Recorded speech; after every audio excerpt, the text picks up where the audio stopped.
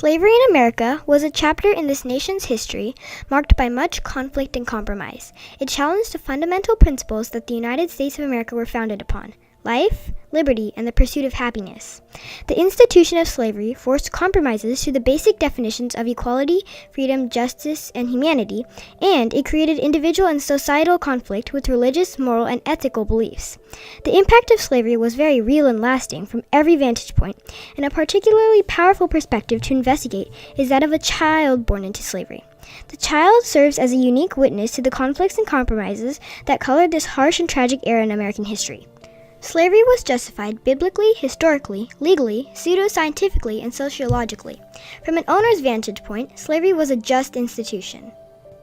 The first conflicts and compromise arose amongst enemy African tribes who burned down villages and took people of their own complexion into captivity.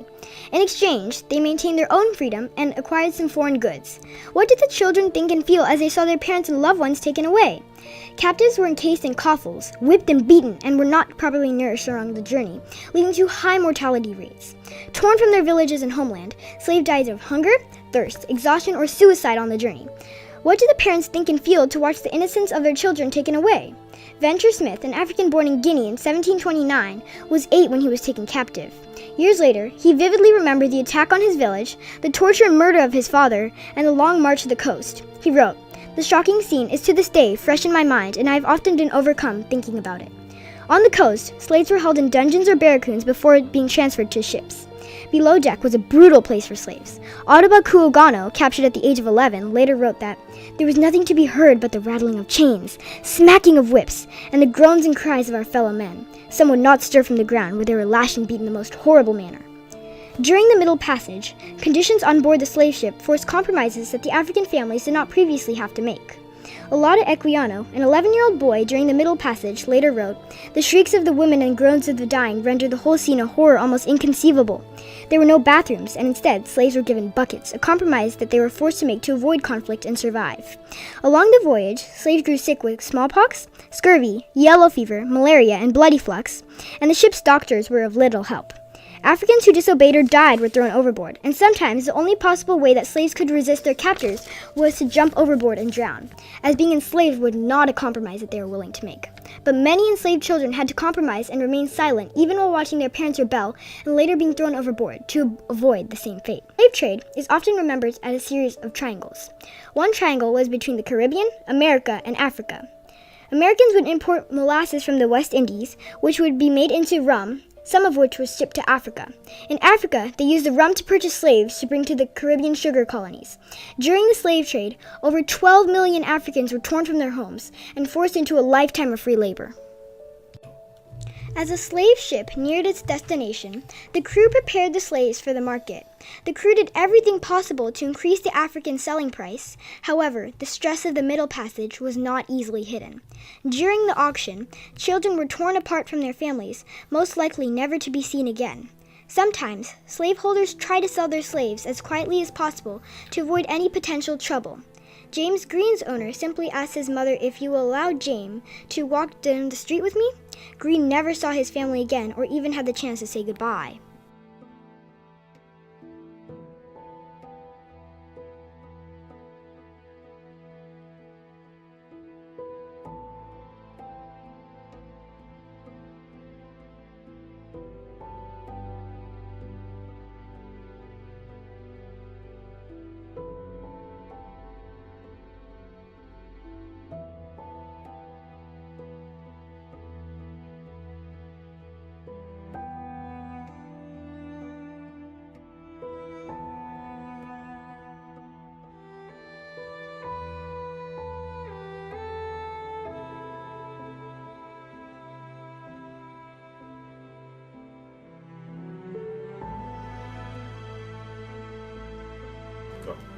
Slaves on American plantations avoided conflicts by enduring a harsh lifestyle, compromising on their beliefs and desires to protect their loved ones, especially their children. Slaves were deprived of many rights. However, the 3/5 compromise allowed slaves to be counted as 3/5 of a person during voting. This compromise proved to be beneficial to southern states. There was no aspect of slavery that a child could have avoided experiencing. During harvest season or while making molasses, slaves worked up to 20 hours a day. After work, slaves returned to homes providing poor sanitation and little comfort. They did not have the luxury of eating quality food, and the families, including children, had to compromise by eating scraps. If children were lucky, they were able to sleep in beds. However, there were no mattresses or pillows, so children and families had to compromise and make their own out of straw and rags.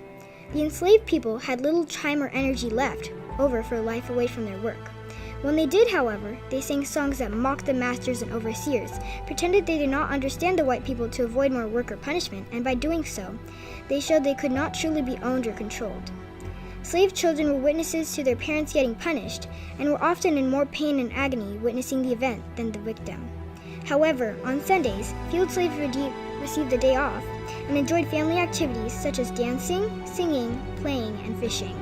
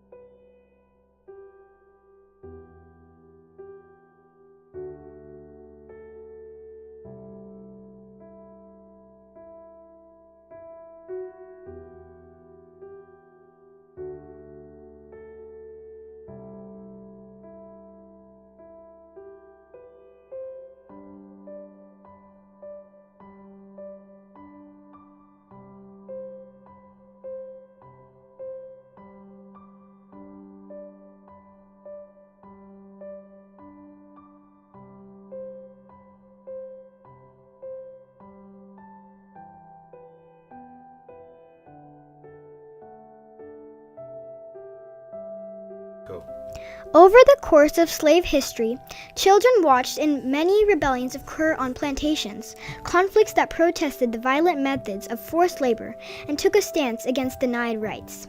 These rebellions promoted the institution of compromises over the era of slavery. Examples include the Stono Rebellion of 1739, the New York Conspiracy of 1741, Gabriel's Conspiracy of 1800, the German Coast Uprising of 1811, and Nat Turner's Rebellion in 1841. To avoid conflict and injuries during uprising and rebellions, some brave slaves risked capture and death to escape along the Underground Railroad.